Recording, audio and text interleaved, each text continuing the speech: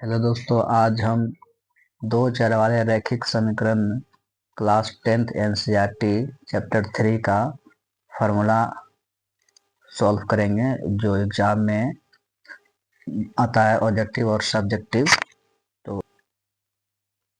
तो पहला देखिए हो गया मेरे पास क्या कि एक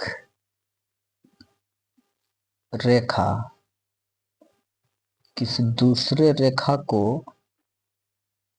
काटे तो उसी को हम लोग क्या कहते हैं, प्रतिच्छेद रेखा कहते हैं।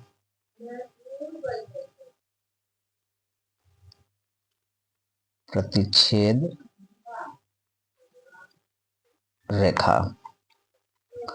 और दूसरा हो गया मेरा समांतर रेखा। समांतर रेखा का मतलब है कि एक रेखा दूसरे रेखा के समान हो, तो इसी को हम लोग क्या कहते हैं, समांतर रेखा कहते हैं।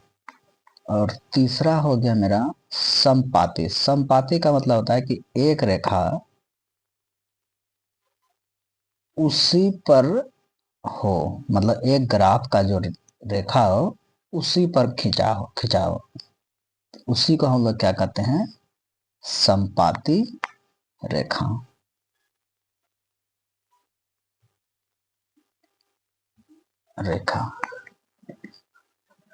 अब देखिए, अब दो चर वाले रैखिक समीकरण युग्म का हल।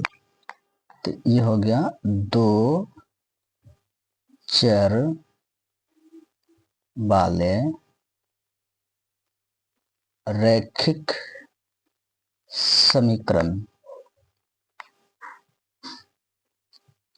युग्म का हल। इसको हम क्या लिख सकते हैं कि a1 x plus b1 y equal to c1। दूसरा a2 x plus b2 y equal to c2। अब देखिए नंबर 1 में कि यदि a1 बटे a2 equal to not b1 बटे b2 हो तो रेखा प्रतिच्छेदी होगा। रेखाएं प्रतिच्छेदी होगा। और इसका जो हल जो होगा, हल केवल एक हल होगा और अविरोधी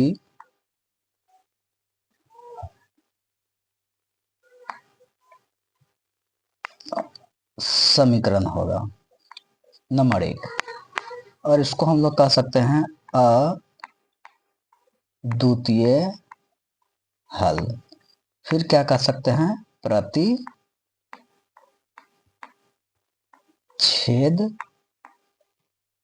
करती हुई रेखा। करती हुई रेखा, ये हो गया। और इसको हम क्या कह सकते हैं, संगत। क्या कहेंगे हम इसको, संगत। तो इसका ग्राफ क्या हो गया मेरा, कैसा कि एक रेखा दूसरे रेखा को क्या करे, काटे। इसी को हम लोग क्या कहेंगे, प्रतिच्छेद रेखा।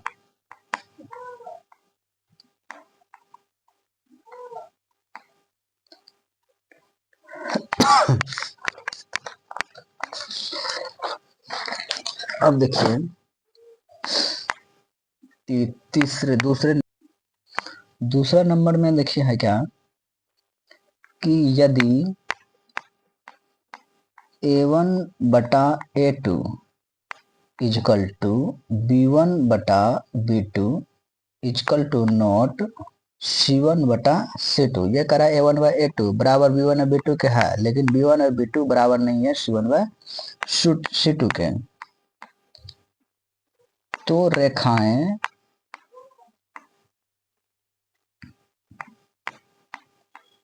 समांतर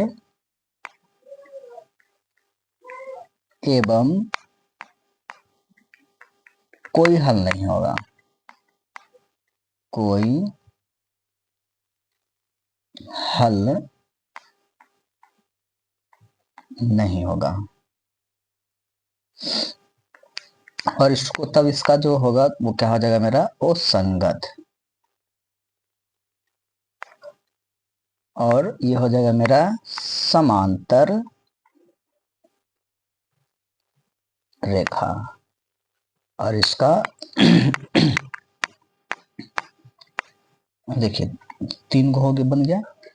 एक हो गया कोई हल नहीं होगा और असंगत होगा, और ये क्या होगा मेरा, समांतर रेखा होगा।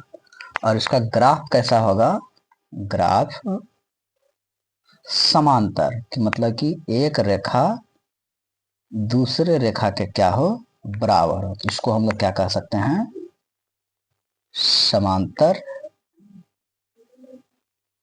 रेखाएं। और तीसरा देखिए हो गया मेरा क्या, कि a1 बटा a2 इजकल टू b1 बटा b2 इजकल टू c1 बटा c2।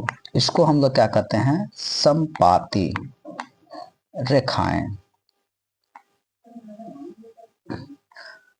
और इसका जो हल होगा अपरिमित रूप से अनेक हल होगा। हल इसका जो होगा, हल अपरिमित रूप से अनेक हल होगा। और इसको हम लोग क्या कह सकते हैं, संगत। और इसका ग्राफ जो होगा वो संपाती होगा, क्योंकि एक ग्राफ इसी पर एक और ग्राफ रेखा, इसी को क्या कहते हैं हम, समपाती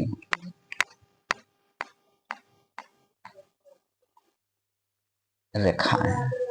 तो आशा करते हैं आप लोग को समझ में आया होगा, और अगले चैप्टर लाएंगे इसके बाद द्विघात समीकरण। ठीक है, तो इसी तरह से सारा फॉर्मूला को हम पहले हल करके आप लोगों को बीच लाएंगे, उसके बाद सारा चैप्टर को हम क्वेश्चन जो है चैप्टर बाय चैप्टर हल करके अपलोड करेंगे।